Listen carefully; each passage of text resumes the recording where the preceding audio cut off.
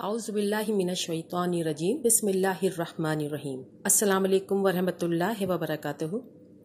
श्रीलंका जो 49 दिनों में मुकम्मल तौर पर दिवालिया हो गया, इसके पीछे क्या वजूहात थीं? अगर कोई भी मुल्क दिवालिया हो जाता है तो उसके ख़तरनाक नताइज किस तरह के मुल्क की मईशत पर मुरतब होते हैं।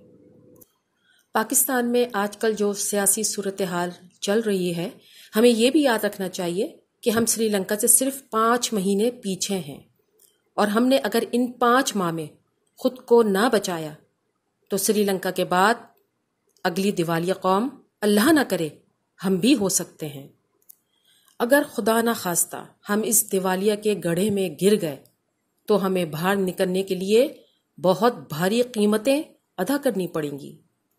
आज की वीडियो में मैं आपको बता रही हूँ कि श्रीलंका कैसे दिवालिया हुआ, उसके पीछे क्या वजूहात थीं और मुल्की मईशत पर इसके क्या असरात मुरतब हो रहे हैं। महात्मा बुद्ध का पसंदीदा मुल्क श्रीलंका 49 डेज में मुकम्मल तौर पर दिवालिया हो गया। फरवरी 2022 को पहला खौफनाक इशू पैदा हुआ कि कोलंबो पोर्ट पर ऑयल 40,000 टन लेकर पहुंचा। बैंक ऑफ सलोन ने पेट्रोल की पेमेंट करनी थी, लेकिन बैंक के पास डॉलर्स ख़त्म हो चुके थे। वजीर खजाना से जब राब्ता किया गया तो उन्होंने बताया कि उनके पास सिर्फ 2 अरब और 30 करोड़ डॉलर मौजूद हैं और वो भी करेंसी की शक्ल में नहीं थे, लिहाजा श्रीलंका पेट्रोल खरीद ना सका और जहाज पेट्रोल समेत इंडिया रवाना हो गया।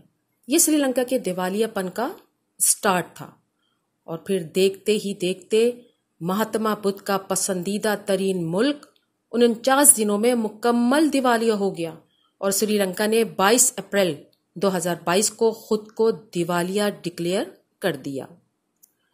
हमने दिवालिया का सिर्फ लफ्ज़ सुना है, हम इसके नताइज और रद्द अमल से बिल्कुल वाकिफ नहीं हैं। अक्सर लोगों को ये कहते सुना है, हम अगर दिवालिया हो भी जाते हैं तो क्या फ़र्क पड़ता है। श्रीलंका में भी ऐसे लाखों लोग मौजूद थे और हुकूमत को कहते थे अगर हम दिवालिया हो भी गए तो कोई फ़र्क नहीं पड़ेगा। लेकिन आज सबसे ज़्यादा यही लोग रो रहे हैं, सड़कों पर मुजाहरे हो रहे हैं, सरकारी दफ्तरों और एहलकारों को निशाना बनाया जा रहा है, मगर ये एहलकार और सरकारी महकमे अब क्या कर सकते हैं।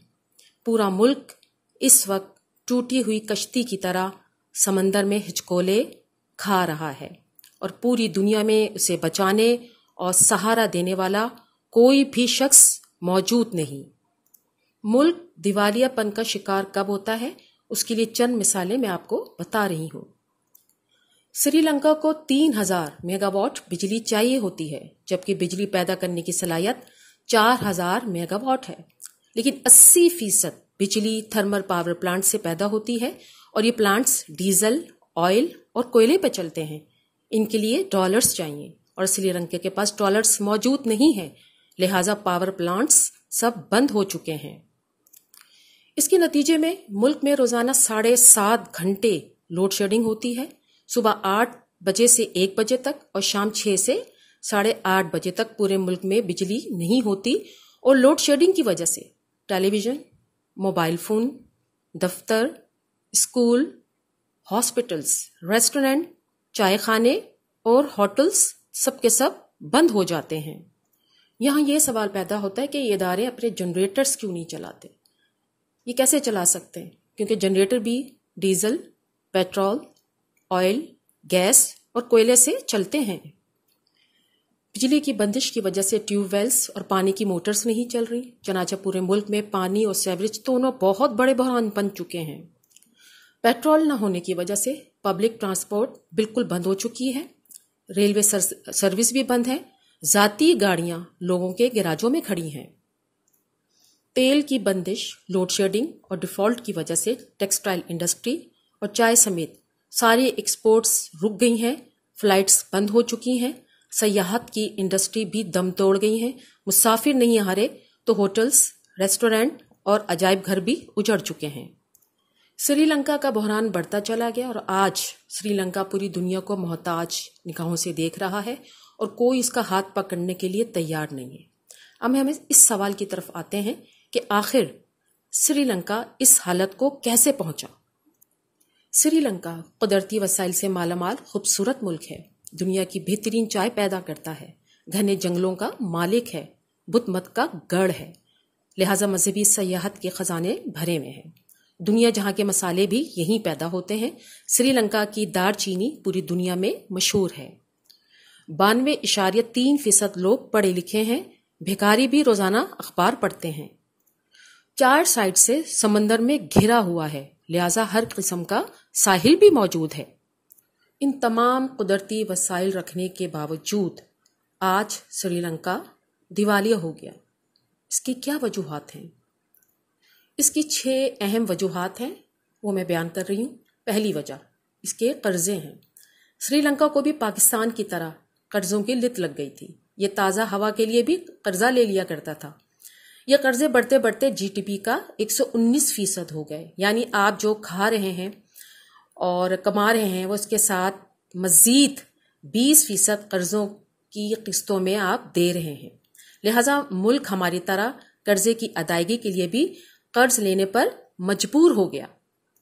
اس کی دوسری وجہ پاکستان کی طرح سری لنکا کا بجٹ اور تجارتی خسارہ بھی بڑھ گیا، یعنی جتنا بجٹ بناتے تھے یہ اس سے زیادہ خرچ کر دیا کرتے تھے، اور انہیں جتنی آمدنی برآمدات سے ہوتی تھی یہ اس سے زیادہ رقم درآمدات پر خرچ کر دیتے تھے۔ یہ لوگ بھی ہماری طرح بیچتے کم اور خریدتے زیادہ تھے۔ اس کی تیسری اہم وجہ سری لنکا میں بھی ہماری طرح پی آئی اے اور اسٹیل مل کی طرح 502 ایسے سفید ہاتھی تھے جن پر بجٹ کا 20% حصہ خرچ ہو جایا کرتا تھا۔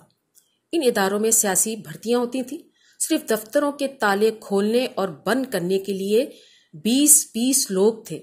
یہ ہاتھی کھاتے تو بہت زیادہ تھے لیکن واپس کچھ نہیں کیا کرتے تھے۔ چوتھی اہم وجہ غیر ملکی کمپنیاں سرمایہ کاری کے لیے سری لنکا آئیں، لیکن بیوروکریسی کی تاخیری حربوں، رشوت اور منفی رویے کی وجہ سے واپس چلی گئی۔ لہٰذا بیوروکریسی کی وجہ سے سری لنکن بزنس میں ترقی نہ کر سکے۔ پانچویں اہم وجہ سری لنکا مسلسل 26 سال خانہ جنگی کا شکار رہا۔ تامل ٹائگرز نے 1983 میں جنگ شروع کی اور یہ 2009 تک مسلسل لڑتے رہے۔ اس جنگ نے ملک کی معیشت کو اور فوج تینوں کی جڑوں کو ہلا کے رکھ دیا۔ دنیا میں خودکش حملوں کی تازہ موجد بھی تامل ٹائگرز ہی تھے۔ سری لنکا نے پاکستان کی مدد سے 2009 میں اس پر قابو پا لیا، لیکن یہ جاتے جاتے ملک کا سب کچھ اپنے ساتھ لے گئے۔ چھٹی اور آخری وجہ سری لنکا میں تعلیم بہت ہے لیکن پاکستان کی طرح عملی تعلیم نہ ہونے کے برابر ہے۔ لوگ ڈگری ہولڈر ہیں مگر ان کے پاس ہنر کوئی نہیں، لہذا پاکستان کی طرح سری لنکا میں بھی ہر شخص نوکری کی درخواست جیب میں ڈال کر پھر رہا تھا اور اس کا نتیجہ ڈیفالٹ کی صورت میں نکلا۔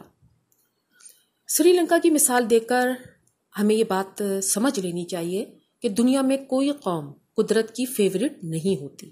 بنی اسرائیل اللہ تعالیٰ کی محبوب ترین قوم تھی، لیکن اس نے بھی جب قدرت کے سسٹم کی خلاف ورزی کی تو وہ بھی ہزاروں سال ذلیل و خوار ہوتے رہے۔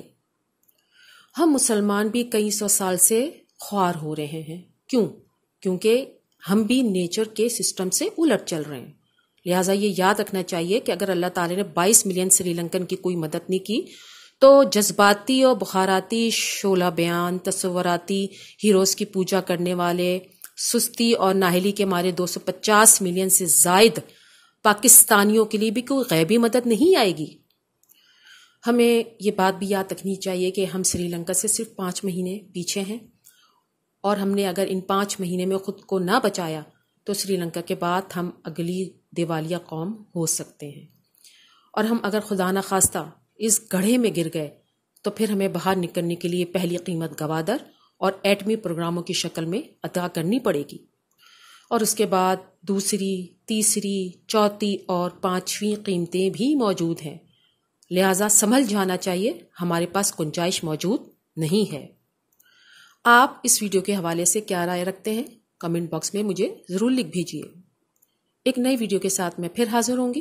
اس وقت تک کے لیے اللہ حافظ.